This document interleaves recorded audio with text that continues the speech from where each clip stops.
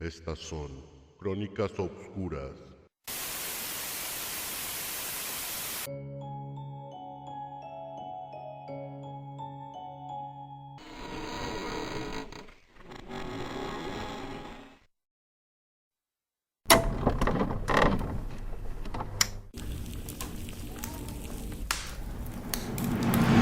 Bienvenidos a mi canal de Crónicas Obscuras. Esta noche de lluvia espesa, les traigo los pormenores de lo sucedido en el municipio de Nacosari de García, el cual está ubicado en la zona serrana del estado de Sonora, México. Tristemente, este lugar fue testigo de cómo una familia de pepenadores se harían fervientes devotos de la Santa Muerte. Dicha devoción rebasaba los límites que exige el sentido común, hasta alcanzar un nivel de fanatismo, el cual llevó a esta pequeña secta a secuestrar y matar a una vecina y a 2 miembros de su propia familia para poder así ofrendar la sangre de los inmolados a la Santa Muerte. Todo esto lo hacían con la finalidad de recibir protección, dinero y salud. La orquestadora de esta obra demoníaca fue una mujer llamada Silvia Meraz Moreno. Desde su infancia, Silvia Meraz fue perteneciente a una familia de escasos recursos y a los 16 años quedaría embarazada y daría a luz a su primogénito, al cual llamó Ramón Omar Palacios Meraz. Durante esta época, ella radicaba en el poblado de Miguel Alemán, pero fue en 1991 cuando viajaría hasta el municipio de Nacosari y se instalaría a las afueras del municipio en el barrio conocido como El Asilo. Se estableció en este lugar con su primer esposo y engendraría a 4 hijos más, los cuales llevarían por nombres Martín Iván, Francisca Magdalena, Georgina Guadalupe y la última hija, Silvia Yajaira, todos ellos con el apellido Barrón Meraz. Por circunstancias del destino que no me son posibles narrar a detalle, el primer esposo de Silvia abandonó a su familia, pero ella con el tiempo comenzaría una relación de concubinato con un veracruzano 5 años menor que ella. Era un sujeto llamado Eduardo Sánchez Urrieta, conocido por la mayoría como el Chilindrino. Dicho concubino tenía un hijo adoptivo en ese entonces de tan solo 10 años de edad. La gente de la comunidad lo llamaba Tete, aunque su verdadero nombre era Martín Ríos Chaparro. Toda la familia vivía en el rezago social. Se establecieron en lotes baldíos a las orillas del poblado, sin electricidad ni drenaje. Las casas eran más bien una especie de refugios improvisados construidos con todo tipo de materiales reciclados. Estructuras de madera, techos de lámina, algunas cortinas viejas que hacían la función de puertas, era todo su resguardo contra el mal tiempo y le brindaban a la familia algo de privacidad. Aunque Nacosari es bien conocido por ser un pueblo minero, Silvia y su familia tenían otras formas de ganarse el pan de cada día. Los hombres, por su parte, eran pepenadores. Recolectaban cartón, aluminio, fierros viejos y cualquier cosa que pudieran vender a centros de reciclaje. Las mujeres, por su parte, se quedaban en casa. Las autoridades locales y los vecinos sospecharon que las mujeres se dedicaban a la prostitución debido a la notable afluencia de hombres que merodeaban las casuchas. Pero no quisiera abordar un tema del cual no tengo la certeza. Lo que sí es seguro es que la familia de Silvia Meraz Moreno vivía en la miseria, tanto así que despertaban la lástima de los pobladores, por lo que de vez en cuando recibían despensas por parte de la iglesia del Sagrado Corazón de Jesús, ubicada en el mismo municipio. En ciertas ocasiones, el municipio les hacía llegar por medio de programas sociales algunas despensas o ropa. Los miembros de la iglesia insistían a Silvia y a su familia para que se reunieran con ellos en la congregación, pero estos nunca aceptaron, tal vez porque Silvia Meraz y los suyos no se sentían parte de esta comunidad. Lo que no sabían es que Silvia ya había comenzado su propio culto religioso, completamente aislado y con una autonomía total. Utilizando un cuadro con la imagen de la Santa Muerte, el cual habría robado de una pequeña capilla a la orilla de la carretera, construyó su propio altar. Y no le fue difícil convencer a los demás miembros de su familia de que la Santa Muerte les ayudaría con sus problemas existenciales y económicos. Con el paso del tiempo, Silvia y su familia comenzarían a hacerse cada vez más devotos a esta deidad, comenzando por lo básico: algunos rezos, algunas velas, algunas ofrendas. Sin embargo, en algún punto de la historia comenzaron las revelaciones, y me refiero a visiones y mensajes especiales. En la mente de Silvia se maquilaba la idea de que era posible comprar favores a la Santa Muerte si se le entregaba algún tipo de sacrificio humano. Y así fue enlazando una fantasía con otra hasta que se encontró completamente convencida de sus propios disparates. Según las declaraciones de los familiares, la Santa Muerte se le habría revelado a Silvia en sus meditaciones, y era la misma muerte la cual exigió la sangre humana a cambio de ayudarlos con sus problemas económicos. La locura de Silvia había logrado permear las débiles e ingenuas mentes de los demás familiares.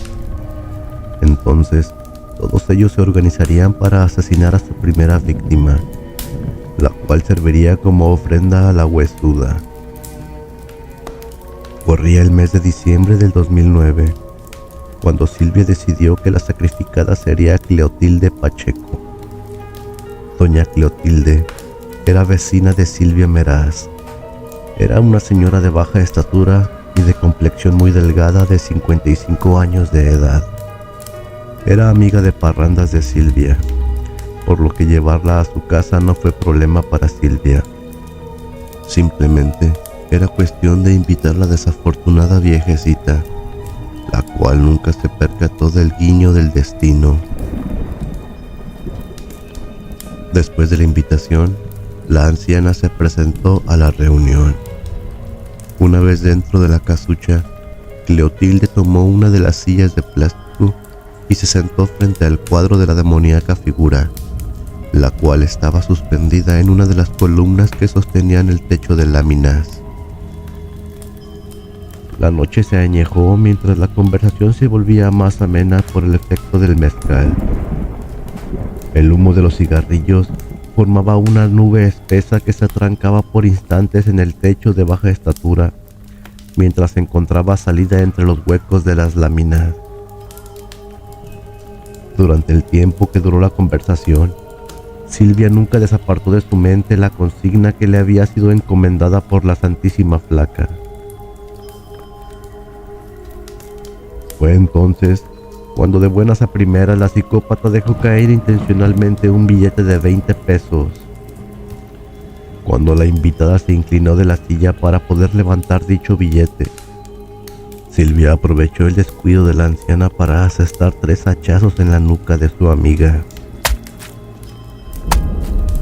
La pobre Cleotilde murió ipso facto. La cabeza de esta rodó por el piso y su cuerpo quedó en la silla, como si aún tratara de alcanzar el billete. La sangre de la desafortunada fue recolectada en recipientes de plástico y después fue esparcida en el altar, al mismo tiempo que los demás miembros balbuceaban sus improvisadas oraciones. Una vez que se terminó el ritual, los encargados de deshacerse del cadáver fue Cipriano Meraz Aguayo y Georgina, padre e hija de Silvia respectivamente. En un principio intentaron quemar el cuerpo, pero pronto se dieron cuenta lo difícil de esta tarea.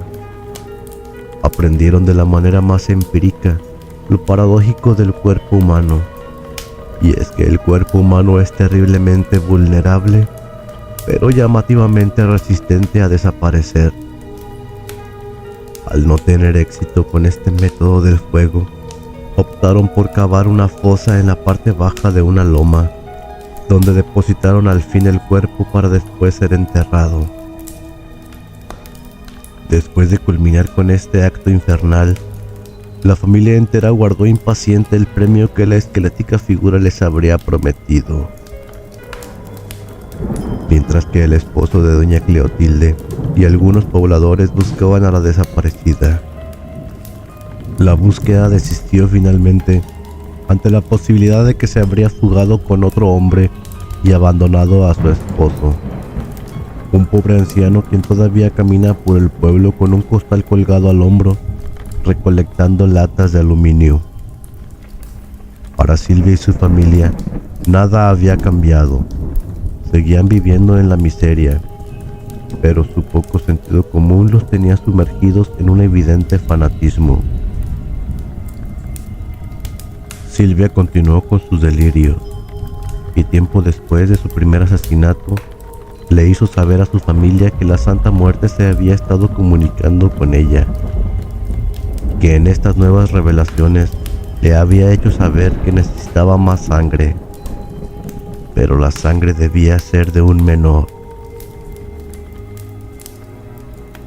Corría el mes de junio del 2010, cuando Eduardo Sánchez, el Chilindrino, emborracharía a su propio hijo, el ya mencionado Tete.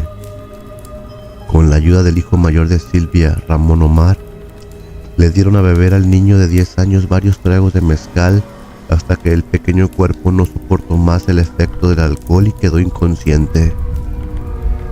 Después de esto, recostaron al niño frente al altar para abrirle paso a Yajaira, la hija menor de Silvia de tan solo 13 años, quien tras aparecer en escena dejó deslumbrar un cuchillo y con una brutalidad desmedida comenzó a apuñalar al menor de manera desenfrenada hasta que se cansó.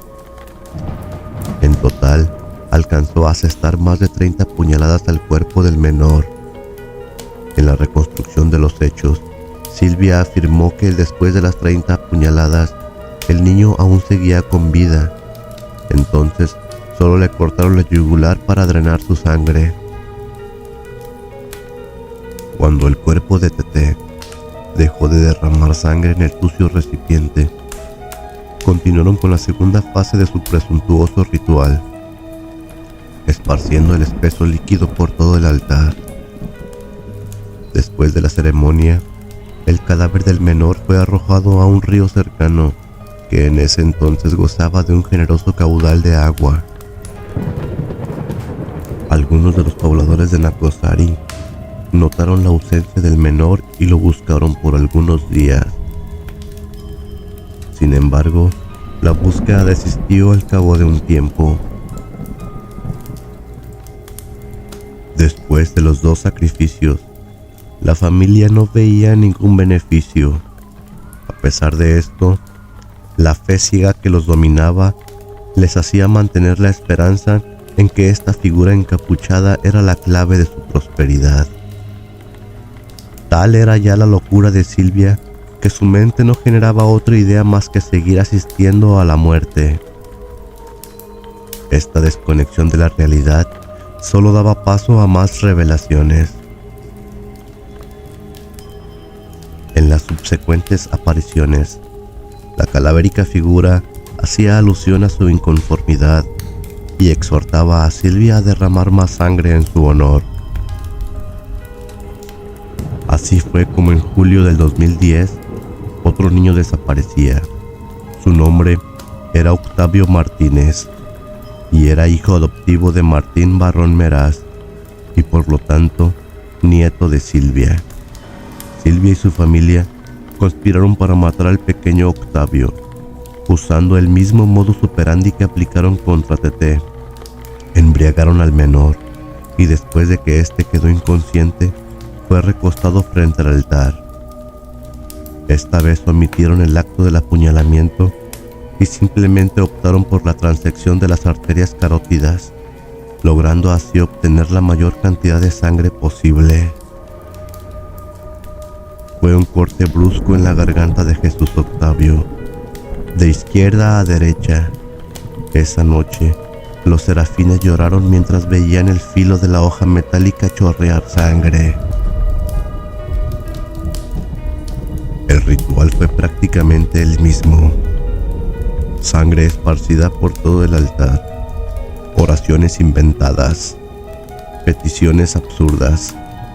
Después de este calamitoso hecho, la familia optó por cavar un pozo dentro de su vivienda, donde quedarían los restos del pequeño Octavio, no sin antes cubrirlo con una plancha de cemento para evitar los malos olores causados por la descomposición natural del cuerpo.